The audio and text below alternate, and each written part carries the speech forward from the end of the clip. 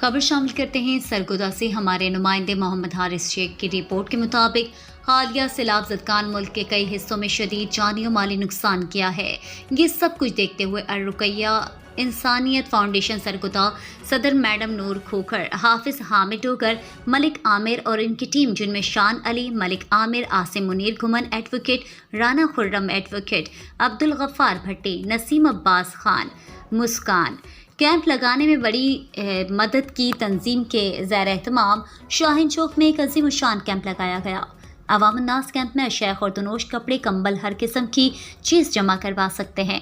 Camp में सदर अल-रुकैया इंसानियत फाउंडेशन सरगोदा मैडम नूर खोखर ने कहा है कि 15 साल से हमारी खिदमत इंसानियत कर रही है। अब हर मुश्किल वक्त में कौम के साथ खड़े होते हैं।